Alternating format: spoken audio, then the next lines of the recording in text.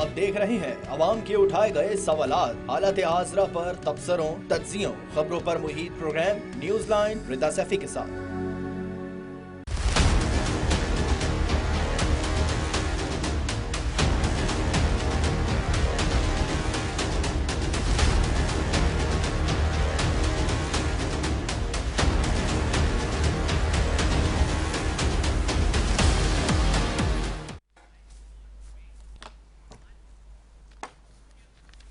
अस्सलाम वालेकुम, मैं हूँ रिदा सैफी। नाजरीन, सियासी मामला हो, समाजी मामला हो, माशी मामला हो, जमहूरी मामला हो, कोई भी मामला हो, उसके लिए सबसे पहले समझने की ज़रूरत होती है कुछ चीज़ों को, और समझने के लिए आपकी हिस्स होना बहुत ज़रूरी है। यानी कि वो आपके पास एक हसासियत और एक चीज़ों की को समझने की नौयत, वो बहुत इम्पॉर्टेंट होता है। और कोई भी इंसान अपने इंसानियत के डोमेन से बाहर जाकर कोई भी काम अगर करता है तो डैट मीन्स कि वो मेंटली सिक है।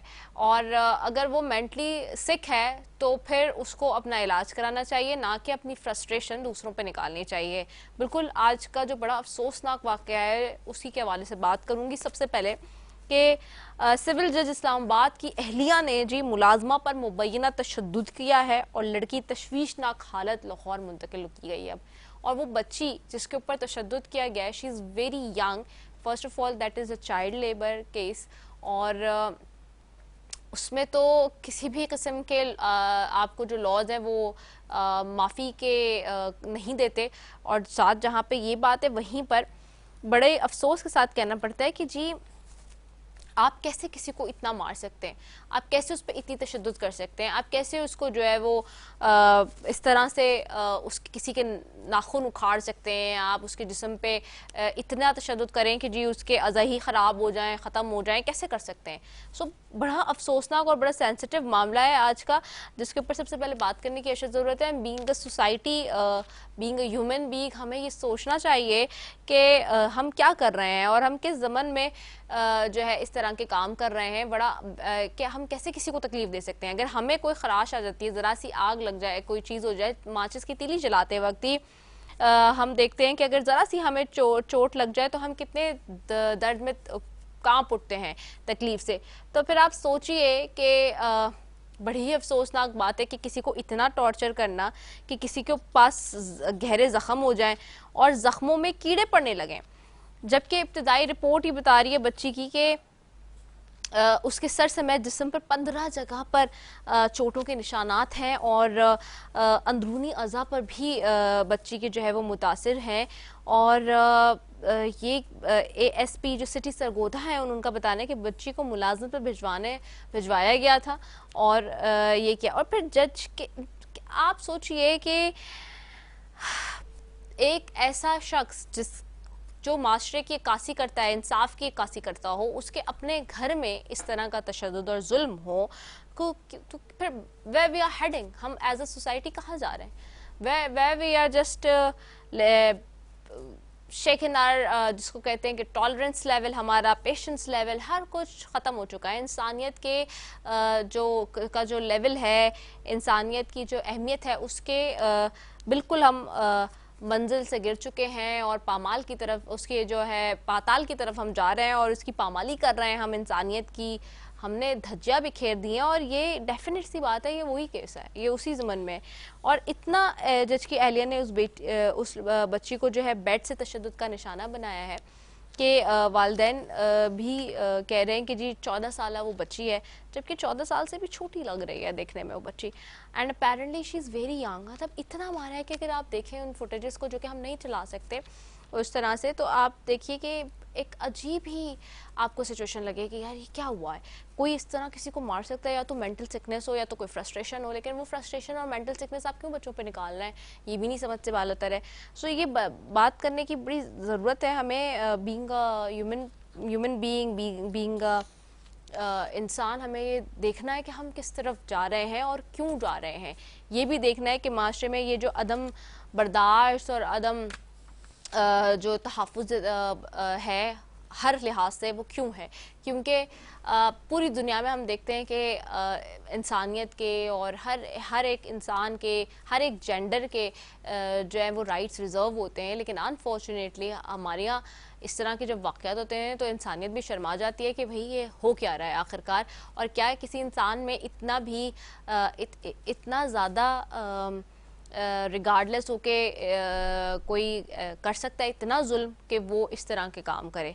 वेरी अनफॉर्चुनेट केस इस वक्त ये सुबह से इस केस की पर बात हो रही है और सोशल मीडिया पे भी आप देख रहे हैं और तमाम टीवी चैनल्स पे भी देख रहे हैं केस के हवाले से बात की जा रही है, और बहुत अनफॉर्चुनेट मामला है कि इस तरह का किसी को भी तशद्दुद का निशान बनाया और किसी बच्ची को बनाया ना, ये तो और कहर की बात है। और ना सिर्फ दुनिया में बल्कि आपने मरने के बाद, आप तो जो लोग मुसलमान हैं उनको तो इस बात का एहसास होना चाहिए कि मरने के बाद भी हमने हिसाब किताब देना है।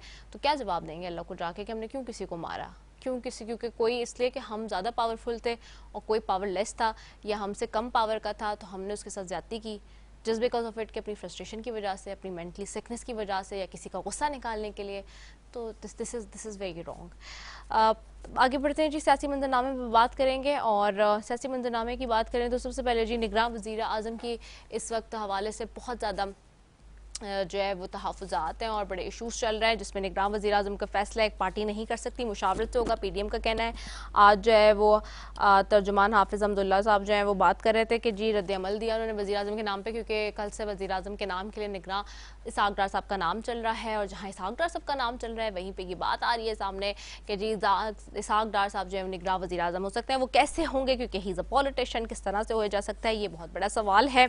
और इसी पर जी पीपल्स पार्टी भी क्या अग्री कर रही है, नहीं कर रही, ये भी बहुत ज़रूरी है कि क्या इसहाक़ डार साहब काबिल कबूल हैं पीपल्स पार्टी के लिए, जमीयत उलमा इस्लाम के लिए और दीगर सियासी जमातों के लिए, और ख़ास तौर पे जो पीडीएम का अलायंस है उसके लिए। क्या सारी सियासी जमातें चाहती हैं कि जी इसहाक़ डार साहब आ जाएं, या फिर ये सिर्फ मुस्लिम लीग नून का फैसला है, ये एक बहुत बड़ा सवाल है। इस पर बात करेंगे आज। और दूसरी जानिब बात करेंगे जी के जो JIT में पेश होकर आज शाह महमूद कुरैशी और असद उमर साहब हुए हैं, उन्होंने कहा है कि कौमी सलामती के इजलासों में साइफर को तस्लीम किया गया है और साइफर एक हकीकत है, और साइफर के ऊपर जो है उन्होंने कहा है कि जी हमने बता दिया, पहले भी पेश हुए, सवालों का दानेदारी से जवाब दिया, आज भी देंगे।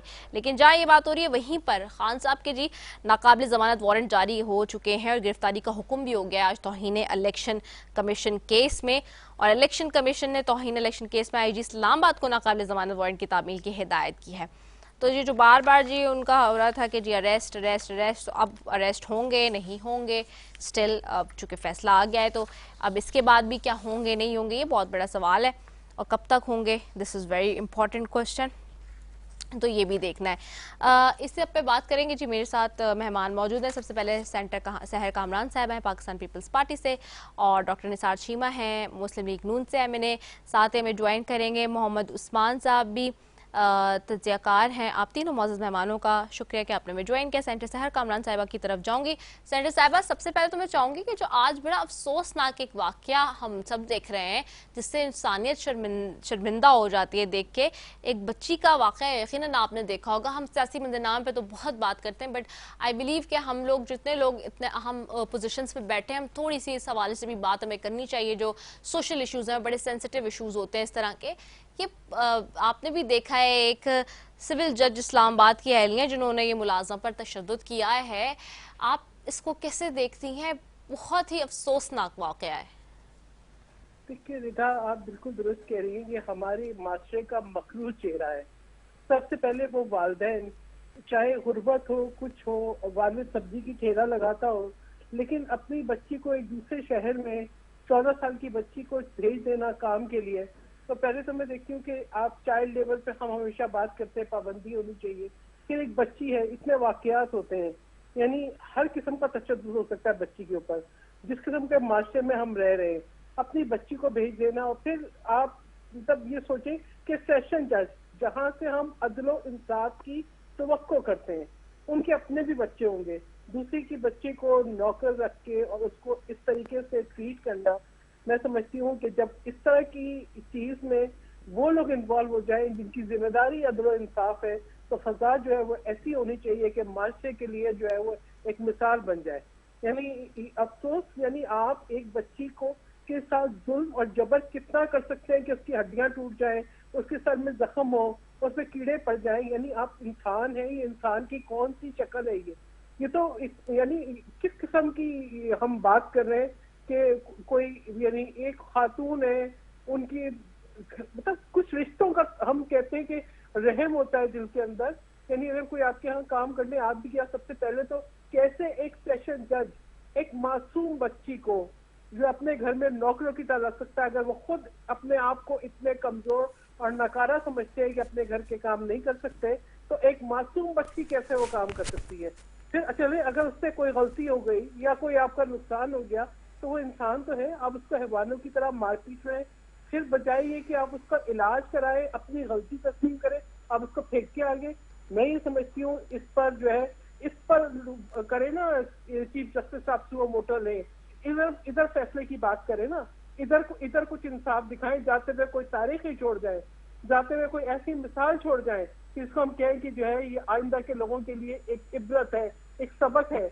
और वो तमाम लोग मैं कहती हूँ जो दूसरों के बच्चों को, मासूम बच्चों को अपने घर में नौकरी के लिए रखते हैं, अगर आपको अल्लाह ताला ने कोई जर्फ किया तो आप उसको स्कूल में दाखिल कराते, आप उसको बेहतर कपड़े पहनाते, आप उसको बेहतर गज़ा देते, आप उसकी वेलफेयर को देखते, तो शायद मैं समझती हूँ कि कोई जो है वो आपकी अगर उसे घर में कुछ काम कर भी देती तो शायद जो है ना आपके गुनाह के जो है ना माफ हो जाते। लेकिन ये कौन सा तरीकेकार है? तो मुझे लगता है इंसान है, इन्हीं इंसानों के रूप में वैसी है। ये किस किस्म के लोग हैं, किस किस्म की फितरत है, और क्या ऐसे यही तो हमारा अदल का निजाम है कि यहाँ से आप देख रहे हैं ये बुनियाद है, ये बुनियाद है कि ये वो जो शख्स कहते कानून अंधा होता है, एक सेशन जज अपने घर में अंधा बहरा गूंगा था, उसको नजर नहीं आया कि एक बच्ची के साथ क्या जुल्म हो रहा है। और मैं ये कहूंगी तमाम वालिदैन को, आप अगर इतने मजबूर हैं कि आप जो है वो समझते हैं कि जी आप अपने बच्चों का खर्चा पूरा नहीं कर सके, तो उतने बच्चे पैदा करें जितने आप पाल सकते हैं। ये इसलिए पैदा नहीं करें कि आप अपनी बच्चियों को, अपने बच्चों को, छोटे मासूम बच्चों को लोगों के घरों में जो है ना वो बेगार करने के लिए भेज दें, ये मत करें। राइट, हुकूमत को भी इस पर सख्त एक्शन लेना चाहिए। और मैं कहूंगी, मैं आपके प्रोग्राम के तवज्जुह से चीफ जस्टिस साहब को कहूंगी, चीफ जस्टिस साहब एक मिसाल कायम करें, इसका फैसला करें, बुलाए उस सेशन जज को, उसकी बेगम को, फैसला करें इसको। एक तो अदल का ऐसा आप केस छोड़ के जाए कि हम आपके जो है वो अगर कोई गिले शिकवे भी हैं तो हम कहें कि नहीं यहाँ तलाशी हो गई। सही। अच्छा, बिल्कुल आपने ठीक कहा। मैं डॉक्टर निसार चीमा साहब आपकी तरफ आऊंगी। डॉक्टर साहब, आपको आवाज आ रही है मेरी? डॉक्टर साहब, आपको मेरी आवाज आ रही है? अच्छा, आई थिंक डॉक्टर साहब को मेरी आवाज नहीं जा रही। मैं जब मोहम्मद उस्मान साहब की तरफ भी जाती हूँ। मोहम्मद उस्मान साहब, आपको मेरी आवाज आ रही है? जी जी, मैं सुन पा रहा हूँ। अच्छा, सबसे पहले आपसे भी मैं इसी पे बात करना चाहूंगी कि आज जो वाकया हुआ है, बड़ा अफसोसनाक वाकया है कि इंसानियत भी शर्मा जाए। ऐसा वाकया, फिर ऐसे मनसब पे बैठा एक आदमी जो कि खुद जज है, उसकी अहलिया इस तरह का काम करे। क्या मेंटल सिकनेस की तरफ जा रहे हैं? फ्रस्ट्रेशन हम अपने यहाँ लोगों पे निकाल देते हैं, हमारे अंदर कोई इंसानियत ही नहीं बची। कैसे देखते हैं आप इसे? देखें रिदा, बहुत शुक्रिया, आपने प्रोग्राम में मदऊ किया और इस हसास मौजू की जानिब तवज्जो दिला रही हैं आप। लेकिन मसला ये है कि बदकिस्मती मैं कहूँगा अपने इस माशरे की भी, इस मीडिया की भी, कि जब ऐसे कोई वाकया होता है, हम चंद एक दिन इसके ऊपर शोर मचाते हैं, प्रोग्राम करते हैं और उसके बाद 4-5 दिन के बाद भूल जाते हैं। और ये ऐसे वाकयात जो हैं रोजमर्रा जो है वो हो रहे होते हैं, ये हमारे अखलाकी रवैयों की इक्कासी कर रहे होते हैं, हमारी अखलाकी पस्ती की भी इक्कासी कर रहे होते हैं। ये तो वाकया चलो रिपोर्ट हो गया, मीडिया पे आ गया और हमने इस पे प्रोग्राम भी कर लिया, इस पे मजम्मत भी कर ली। और हम सैर कामरान साहिबा ने जिस तरह कहा कि जी चीफ जस्टिस साहब जो है वो इसका नोटिस लें, लेकिन मसला ये है कि हर चीज के मदावा चीफ जस्टिस साहब ही नोटिस क्यों लें? हमारे यहाँ बैनर लग जाते हैं कि जनाब वजीर आजम साहब नोटिस लें, आर्मी चीफ साहब नोटिस लें। मसला ये है कि हर किसी के हवाले से, हर काम के हवाले से यहाँ पे कवानीन मौजूद है। अब आपने कहा कि बच्ची है जिसकी एज जो है 14 साल से भी कम है, क्या पाकिस्तान के अंदर चाइल्ड लेबर का कानून मौजूद है? यकीनन है, उस पर इम्प्लीमेंट क्यों नहीं किया जाता? और ऐसे शख्स के घर पे ये वाकया होता है जिसका काम इंसाफ की फरामी है, जिसका काम कानून की बालादस्ती है, जिसका काम इंसाफ के तकाजों के मुताबिक काम करना है। अगर हमारे अपने घरों में ऐसे वाकयात होते रहेंगे तो आप बाकियों से क्या तवक्को कर सकते हैं। हम ये कहते हैं ना कि अगर यही वाकया किसी मदरसे में होता या किसी ऐसी जगह पे होता तो एक अलग से शोर मचा हुआ होना था, लेकिन मसला ये है कि उनका भी कसूर है और हमारा अपना कसूर है। हम कहते हैं ना पढ़े लिखे लोग जो हैं वो जुराइम की दुनिया में कम आते हैं, पढ़ लिख के इंसान को शऊर आता है। मेरा ख्याल ये है कि पढ़ने लिखने में जो है उसकी इम्प्लीमेंटेशन के ऊपर बड़े काम की जरूरत है कि हमने क्या पढ़ा लिखा है, हमने अखलाकियात सीखी क्या है। हम बड़े मजहबी भी बनते हैं लेकिन हमारे घरों के मामला क्या होते हैं, क्या हम अपने हकूक अदा करते हैं, क्या हम जो है वो इन मुलाजमीन का हक अदा करते हैं। ये छोटी सी बच्ची है, मुझे नहीं पता कि इसकी तनख्वाह कितनी होगी, कितने पैसे इसके माँ बाप को दे के इस बच्ची के ऊपर जो है वो दिन रात ये बेचारी काम कर रही होगी उनके घरों में, और उसके बाद उसका सिला ये मिलेगा कि छोटी सी गलती की बुनियाद के ऊपर उसको निशान इबरत बना दिया गया और आज वो मौत हयात की कशमकश के अंदर है। तो ये सवाल जो है ये हमें खुद से पूछना चाहिए कि हम बैसेते कौम कहाँ खड़े हैं। हम इखलाकियात का जिक्र तो करते हैं, हम दूसरे की जानिब तो फिंगर पॉइंट करते हैं कि जनाब उसने ये कर दिया, सियासतदानों ने ये कर दिया, फलाने ने ये कर दिया, एक दूसरे के खिलाफ हम उसकी इस्लाह की तरफ ज्यादा तवज्जो दे रहे होते हैं कि वो ठीक हो जाए, मेरा लीडर है, लेकिन हम खुद ठीक होने के लिए तैयार नहीं होते। ये एक दो रंगी है, दो अमली है जिसको हमें छोड़ना होगा। अब ये मासूम बच्ची है, इसका नोटिस जरूर लिया जाना चाहिए और ऐसे वाकयात की सख्ती से जो है वो रोकथाम के लिए जो कवानीन है, अगर चाइल्ड लेबर के ऊपर अगर किसी ने अपने घर पे को मुलाजिम रखना है उसका एक चेक एंड बैलेंस हो। कौन सा महकमा है कि जो जाके इन मुलाजमीन के हकूक का तहफ़्फ़ुज़ करती हैं, उसकी कोई एज लिमिट होगी कि नहीं होगी, इनकी जो तनख्वाहों का कोई मेयार होगा कि नहीं होगा, कोई पैमाना है कि नहीं है। ये तमाम तर चीजें हैं जिसके जवाब जो है हमें तलाश करने हैं। अगर नहीं है, अगर कानून साजी करनी है तो सैर कामरान साहबा बैठी हुई हैं, निसार चीमा साहब बैठे हैं, माशाल्लाह ये दोनों बड़े एक्टिव जो कानूनदान हैं और पार्लियामेंट के अंदर भी बड़ी मौसर आवाज है इनकी और इंसानी हकूक के हवाले से भी आवाज बुलंद करते हैं। बदकिस्मती ये है कि हम अपने साथ होने वाली ज्यादतियों के लिए तो हमेशा आवाज बुलंद करते हैं लेकिन आवाम के लिए जो है वो शायद कम ही बोलते हैं। तो मेरी तो तवक्को होगी इन दोनों साहिबान से कि इस हवाले से चाइल्ड लेबर के जो कवानीन मौजूद हैं उसकी इम्प्लीमेंटेशन करवाएं। कहीं पे भी कोई सुकम मौजूद है, कहीं पे भी कोई कमी मौजूद है, उसके ऊपर जो है वो आवाज उठाएं और उनके खिलाफ एक्शन लें कि जिन लोगों ने ये काम किया या जो लोग इसका बायस बने।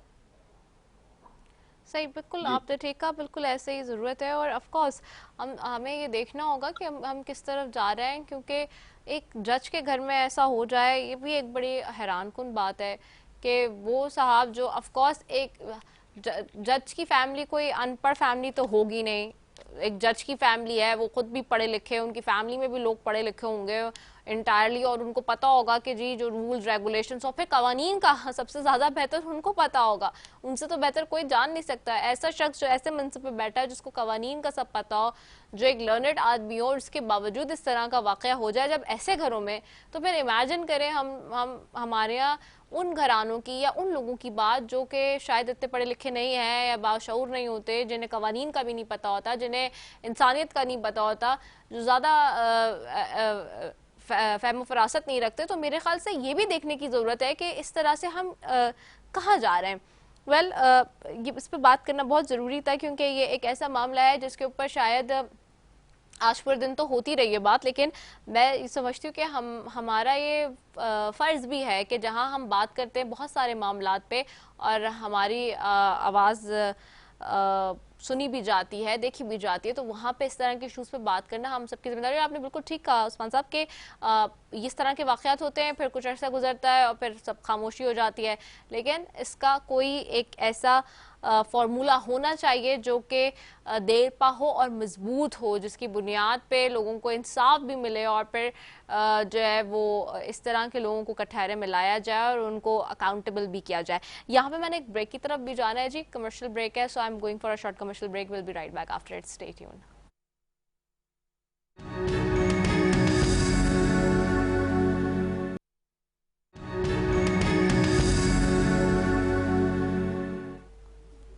वेलकम बैक नाजरीन, और सेंटर सहर कामरान साहब आपकी तरफ जाऊंगी। तो जी मूविंग फॉरवर्ड बात करेंगे जी सियासी मंजरनामे की भी। सेंटर साहिर कामरान साहब, जो हम देख रहे हैं 2 दिन से खबरें चल रही हैं जी, और कोई ज़राए से कह रहा है और कोई किसी तरह से कंफर्मेशन दे रहा है, कोई ख़ुद अपने मुंह मियाँ भी कह रहा है कि नहीं जी, अगर हमें जो है वो मौका मिला तो ज़रूर करेंगे, और अल्लाह ने जिससे काम लेना होता है वो लेता है। तो ये इस तरह की बातें भी आ रही हैं। इन शॉर्ट है कि इसहाक डार साहब का नाम आ रहा है जी निगरान वज़ीर आज़म के लिए। क्या पीपल्स पार्टी के भी वही कैंडिडेट हैं, या it just only about Noon league अभी? बस श्री, पहले टॉपिक से रिलेटेड एक बात मैं बताना चाह रही थी जी जी। कि मेरा जो गांव है सिंझोरों में, मैंने इंश्योर किया है कि वहाँ पे कोई चाइल्ड लेबर ना हो। तमाम बच्चे स्कूल जाते हैं और तमाम बच्चे जो है उसके बाद वहाँ पे कारिता पढ़ते हैं, उनसे कुराशी भी पढ़ते हैं, और कोई चाइल्ड लेबर नहीं है। तो ये मैं सब, क्योंकि पर्सनल करेक्शन की बात हो रही थी, तो मैंने कहा ये भी हाईलाइट करूँ कि पर्सनल इनिशिएटिव होते हैं और we all need to do that. आपने जो सवाल किया है उसका मैं जवाब दूं। देखिए, बात की रिदा, स्पेकुलेशंस बहुत हैं, लेकिन जो हकीकत ये है कि जो अभी कुछ नून लीग के रहनुमाओं ने भी इस बात का जो है वो तस्दीक की है कि अभी तक हमारे पास, पाकिस्तान पीपल्स पार्टी के पास उनकी तरफ से कोई नाम नहीं आया। पीपल्स पार्टी ने एक कमेटी बनाई है और डेफिनेटली हमारी कोशिश ये होगी कि कोई भी शख्स हो, वो गैर जानबदार हो, और ये बहरहाल एक फैसला होना है, एक कंसेंसस के साथ होना है, इसको निगरान वजीर आजम होना है। अभी पीपल्स पार्टी से ये डिस्कस नहीं हुआ, ठीक है। और हमारी 3 मेंबर्स की कमेटी है जो कि सीनियर तरीन पार्लियामेंटेरियन है, जिसमें सैयद यूसुफ ज़ाकिरानी साबिक वजीर आजम रह चुके हैं, खुर्शीद शाह साहब जो है, जो सैयद खुर्शीद शाह साहब जो कि इस वक्त फेडरल मिनिस्टर हैं, और सैयद नवीद कमर जो फेडरल मिनिस्टर और सीनियर तरीन पार्लियामेंटेरियन है। ठीक है, ये एक कमेटी बनी है जो कि देखेगी बाहमी मुशावरत के साथ के कौन से नाम आ रहे हैं। पीपल्स पार्टी ने भी अभी कोई नाम नहीं दिया है।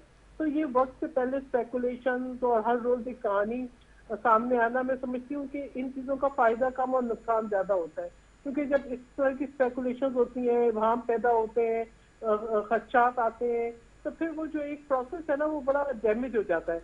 एक नेचुरल प्रोसेस है, केयर टेकर ने आना है, उसकी एक मुख्तसर मुद्दत है, और पीपल्स पार्टी तो इस बात की बिल्कुल जो है वो कायल है कि वक्त पर जो है वो इलेक्शन होने चाहिए, बगैर किसी ताखीर के होने चाहिए। उसकी एक वजह है, हमने डिलीवर किया है आवाम को। अभी आप देखिए, जो हालिया पीपल्स पार्टी के चेयरमैन ने जिस तरीके से जो लोग सैलाब से जिनके घर मुतासर हुए थे, उनको मकान नहीं, उनको घर दिए हैं। घर दिए क्यों काउंटी में? इसलिए कि खवातीन को, 5000 खवातीन को मालिकाना हक़ दिए। उनको एक वुमेन एम्पावरमेंट की बात है, ठीक है, एक माशरे के अंदर जो है वो भलाई की बात है, अपनी कमिटमेंट को पूरा किया है। इसी तरीके से एजुकेशन की बात हो, हेल्थ की बात हो, रोड नेटवर्क की बात हो, एग्रीकल्चर की बात हो, या आपको थल से जो है कोयला बनने की बात हो, NICVD की, मतलब लेटेस्ट हेल्थ टेक्नोलॉजी, हर जगह पे पीपल्स पार्टी ने डिलीवर किया जहाँ पे आवाम की वेलफेयर की बात है। यानी पिछले 10 साल की जो तबाहकुन बारिशें हैं, उनके बाद लोगों की उम्मीदों को भी जिंदा रखना और उनको भी जिंदगी की तरफ लाना, ये एक बहुत, मैं समझती हूँ कि एक अहम रोल था पीपल्स पार्टी की क़यादत का। और बिलावल भुट्टो ज़रदारी जो हमारे फॉरेन मिनिस्टर भी हैं और पीपल्स पार्टी के चेयरमैन है, जिस तरीके से उन्होंने दुनिया भर के अंदर पाकिस्तान का जो है वो मुकदमा लड़ा, पाकिस्तान की आवाज बने, वो काबिल सताइश है। तो हम तो समझते हैं कि इलेक्शन हो ताकि पीपल्स पार्टी के वोटर्स बाहर निकले, और हम बहुत पर उम्मीद है कि हमारे वोटर पर उम्मीद भी है। और जो हम देखते हैं पिछले बाई इलेक्शन को देखें, या हम जो है ये जो वल्दियाती इंतखाबात है इनको देखें, पीपल्स पार्टी ने अपनी जो वोट बैंक है उसको कायम भी रखा है, रिवाइव भी किया है और नशिस्तें जीती है। तो हम तो समझते हैं कि पीपल्स पार्टी एक अक्सरियती जमात बन के उभरेगी और बिलावल भुट्टो ज़रदारी जो है वो पाकिस्तान के प्राइम मिनिस्टर होंगे। तो जब हम तो आगे की तरफ देख रहे हैं, तो ये जो केयर टेकर सेटअप है, ये मुख्तसर मुद्दत का सेटअप है, और मेरे ख्याल में इसको इतना कॉम्प्लिकेट करने की जरूरत नहीं है कि इसके ऊपर इतनी कहानियां, इतनी क्या सराहियां हों। वो एक जिम्मेदारी होगी कि जो खलल न पड़े जो एक सिस्टम चल रहा है उसके अंदर, ताकि खुश सूबी के साथ इलेक्शन हो जाए और जो पाकिस्तान एक पॉलिटिकल स्टेबिलिटी की तरफ आगे बढ़े। ओके, मोहम्मद उस्मान साहब आपकी तरफ आऊंगी। आप बैठे हैं उस जगह पे जो इस वक्त महवर बना हुआ है सियासत का। लाहौर में जो है वो बड़ों की बैठक होती है, जब दुबई में बैठक होती है उसके बाद लाहौर में एक जिसे कहते हैं फॉलो बैठक होती है। तो आपके पास क्या खबरें, क्या इनसाइड्स हैं? और ये जो इसहाक डार साहब का नाम आ रहा है केयर टेकर सेटअप में कि जी प्राइम मिनिस्टर आ रहे हैं, वो खुद भी कह रहे हैं कि भाई जिसको मिल जाता है मौका, अल्लाह ताला ने लेना होता है काम, वो करता है। तो क्या आपको भी लग रहा है कि आपके पास इंफॉर्मेशन क्या है कि प्राइम मिनिस्टर के लिए, निगरान प्राइम मिनिस्टर के लिए क्या इसहाक डार साहब ही बेहतरीन ऑप्शन के तौर पर फाइनलाइज हो गए? नहीं, मेरा नहीं ख्याल। खबरें बता रही हैं कि शायद लाहौर जो है वो मरकज और महवर है ऐसे फैसलों का। ऐसा नहीं है।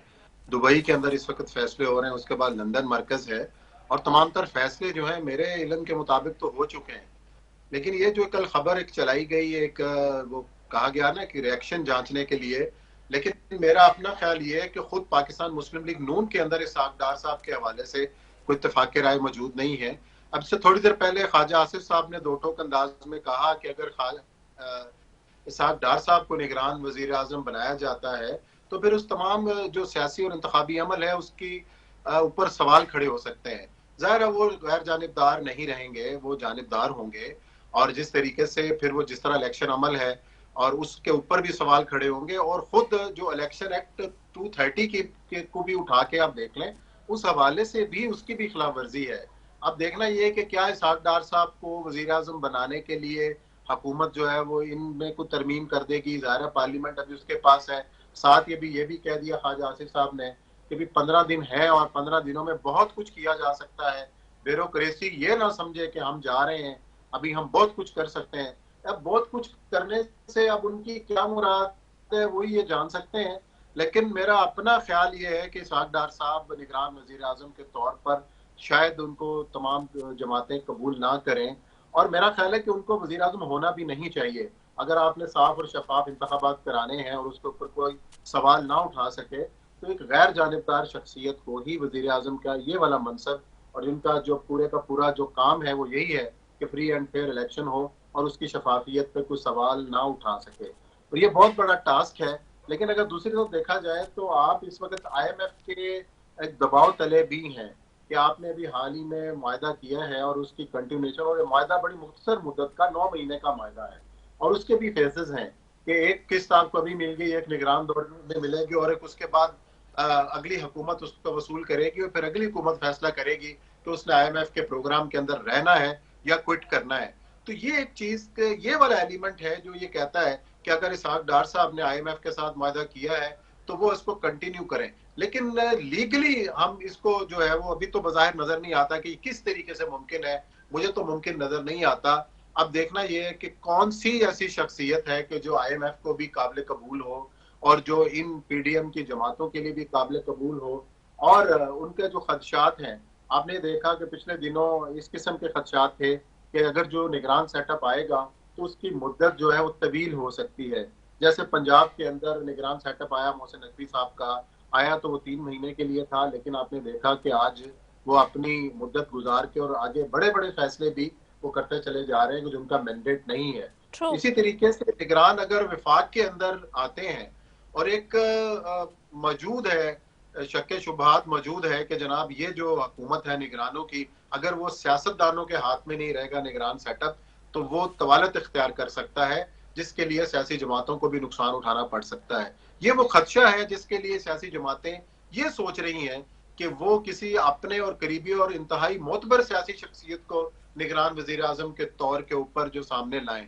अब इस हवाले से एक सहाफ़ी हैं हमारे मोहसिन बेग साहब, और उनका ताल्लुकात भी बड़े अहम लोगों के साथ है। उनका नाम लिया जाता रहा था कि जी वो निगरान वजीर आजम होंगे। गुज़िश्ता रात उन्होंने भी एक प्रोग्राम में कहा कि वो निगरान वजीर आजम के उम्मीदवार नहीं है। तो जब उनकी तरफ से भी ये बयान आ गया तो इसलिए इस बात का इम्कान मौजूद है क्योंकि सियासी शख्सियत ही इस ओहदे के लिए जो है वो उसके पूरा फाल निकल सकता है। अब वो कौन हो सकती है? मेरे अपने ख्याल में शायद वो इसहाक डार साहब नहीं होंगे। अब वो कोई इकोनॉमिस्ट हो सकता है, कोई साबिक सेक्रेटरी, ऐसा जो आप तलाश कर लें इन सियासी जमातों के अंदर। बहरहाल फैसला पाकिस्तान मुस्लिम लीग नून के सरपरस्त जनाब नवाज शरीफ साहब और जरदारी साहब ने करना है, और ये दो बड़े अहम फैक्टर हैं। तो मेरा ख्याल है कि इन्होंने कोई नाम तजवीज़ कर चुके होंगे और जरूर किए होंगे। अच्छे इकोनॉमिस्ट पाकिस्तान पीपल्स पार्टी के पास भी हैं, सियासतदान भी हैं, उनके अंदर से भी कोई सामने आ सकता है जिसके ऊपर तमाम लोगों का इत्तेफाक मौजूद हो। तो ये आने वाला जो हफ्ता है ये बड़ा इंपॉर्टेंट है, और जिस तरीके से मौजूदा हुकूमत के लोग ये दावा भी कर रहे हैं, इशारे भी दे रहे हैं इसी हफ्ते में निगरान वजीर आजम का नाम सामने आ जाएगा। अच्छा, एक तो और भी बात है ना उस्मान साहब, बिल्कुल यू राइट कि देखें सियासतदान तो अगर कोई भी आता है तो वो तो बहुत ज़्यादा कंट्रोवर्शियल हो जाएगा और अगले इंतखाबात का पूरा प्रोसेस जो है उसी को कंट्रोवर्सीज में जाने का वहीं से स्टार्ट हो जाएगा ना, वो बेसिक वहीं से। तो ये इसलिए सियासतदान तो अगर कोई भी आएगा तो यू राइट कि वो एक अच्छा मामला नहीं होगा। हालांकि हमारे यहाँ ऐसे ऐसे काम पिछले दिनों में हो चुके हैं और माजी में भी होते रहे हैं कि जो नहीं हो सकते थे, मगर उनके लिए इस तरह के हालात और वाक़यात ऐसे बना दिए गए कि वो चीज़ें अमल में आ गई। और आप भी बहुत खूबी वाकिफ़ हैं कि इस तरह से सियासी मंजरनामे में होती रही हैं चीज़ें। तो और दूसरा, अगर इसहाक डार साहब का नाम नहीं है तो फिर क्या ये जो खबर कल चली और बहुत ज़्यादा चली, क्या डेलिबरेटली किसी का मूव था, क्या खुद चलवा दी गई नून लीग में या इसहाक डार साहब ने? आप इसको भी कैसे देखते हैं? नहीं, आज तो बड़ी प्रेस कॉन्फ्रेंस की है ना कोंडी साहब ने और श्री रहमान साहब ने, और उन्होंने इसको बाकायदा कहा कि ये फेक न्यूज चलवाई गई।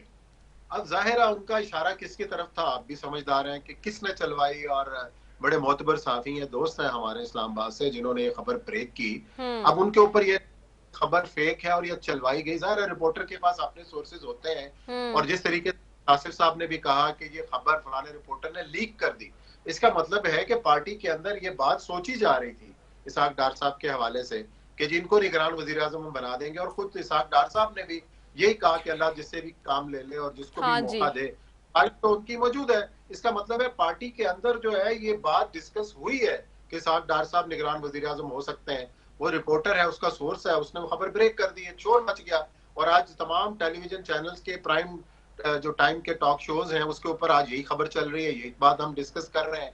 तो एक फिलर था जो छोड़ा गया है, उसके ऊपर रिएक्शन ये हुआ कि आज तमाम सियासी जमातों ने उसके ऊपर रिएक्ट किया, लेकिन मामला फिर दुबई के अंदर या लंदन में तय होना है। मुस्लिम लीग नून के जो सरपरस्त हैं नवाज शरीफ साहब और जरदारी साहब, जो बड़े इस तमाम खेल के अहम खिलाड़ी हैं और स्टेक होल्डर हैं, उनके दरमियान ये चीजें तय होनी है। अगर इनके ऊपर मुत्तफिक हो जाते हैं तो इसका कानूनी रास्ता भी निकाल सकते हैं, पार्लियामेंट उनके पास है, अमेंडमेंट भी हो सकती है। जो इलेक्शन जिसका मैंने हवाला दिया, इलेक्शन एक्ट 230, अब उसका जो कहता है उसमें तो यही है कि आप तो गैर जानिबदार शख्सियत होंगे कि जिसको मुकर्रर करेंगे। आपने जिस तरह कहा कि सियासतदान के ऊपर सवाल उठ सकते हैं, मेरा नहीं ख्याल कि सियासतदानों ने भी इलेक्शन करवाए हैं और उनके ऊपर सवाल नहीं उठे। अगर कोई निगरान अच्छा सियासतदान जिसके ऊपर तमाम लोगों का इत्तफाक राय हो, हमने ऐसे सियासतदान मलिक मिराज खालिद साहब को भी देखा जिन्होंने 1997 के इंतखाबात कराए, क्या उनके ऊपर किसी ने सवाल उठाया? मेरा ख्याल नहीं उठाया। कोई ऐसी शख्सियत जिसके ऊपर तमाम लोगों का इत्तफाक राय मौजूद है। लेकिन बदकिस्मती है इस वक्त हमारी कि हमारे यहाँ पूरे मुल्क के ऊपर ऐसी कोई भी सियासी क़यादत नहीं है जिसके ऊपर कोई उंगली ना उठा सके। अगर एक सियासी जमात को बहुत अच्छा सियासतदान होगा, उसको नॉमिनेट कर दे कि दूसरी सियासी जमात मैं ना मानूं, उसका बाइकआउट करके अलग हो जाएगी। तो हमें इन रवैयों का भी जायजा लेना चाहिए। फिर तो उसमें यही है कि थर्ड पार्टी आए किसी XYZ को बना दे कि जी ये निगरान वजीर आजम होगा, या एक रात ब्रीफकेस पकड़ के मोइन कुरैशी जैसा बंदा अमेरिका से आ जाए और पाकिस्तान के अंदर आके कहे जी मैंने इकोनॉमी ठीक करनी है, इलेक्शन कराने में घर चला जाऊंगा। इसी तरीके से शौकत अजीज साहब जैसे टेक्नोक्रेट आए, वो इलेक्शन कराएं, घर चले जाएं। और हमने अमूमन ये रवैये ही देखे हैं पाकिस्तान के अंदर कि जो निगरान हुकूमतें होती हैं उसमें टेक्नोक्रेट्स ही आया करते हैं, क्योंकि उनके टेक्स नहीं होते। वो आके मुश्किल फैसले करते हैं, महंगाई के बोझ भी डालते हैं, बिजली और गैस की कीमतें भी बढ़ाते हैं और भी टैक्सेस लगाते हैं और घर चले जाते हैं इलेक्शन करवा के। उन इलेक्शन को माने या ना माने, लेकिन बहरहाल ये हमारे यहाँ प्रैक्टिस रही है। अगर ये इलेक्शन करवाने के लिए निगरान हुकूमत के नाम के ऊपर अगर हमारे सियासतदान मुत्तफिक नहीं होते, फिर तो टेक्नोक्रेट के अलावा और कोई आपके पास चारा ही नहीं है। True, very true. बहुत शुक्रिया मोहम्मद उस्मान साहब आपका, सेनेटर सहार कामरान साहब आपका, दोनों मुअज़्ज़ज़ मेहमानों का बेहद शुक्रिया। नाज़रीन, हमने डॉक्टर निसार चीमा साहब को भी दावत दी थी आज के प्रोग्राम में उनका मौक़िफ़ जानने के लिए, लेकिन उन्होंने वादा भी किया था, इसके बावजूद आज प्रोग्राम में शामिल नहीं हुए, तो नून लीग का मौक़िफ़ इस तरह से शामिल नहीं हो सका। वरना वैल उनसे पूछा जाता है कि इसहाक डार साहब का नाम क्या पार्टी के कहने पर यह खबर चलाई गई या फिर उनके कहने पर चलाई गई या फिर क्या है, वही इंसाइट बता सकते थे। इसी के साथ जी अपनी मेज़बान रदा सैफ़ी को दीजिए इजाज़त। पाकिस्तान ज़िंदाबाद।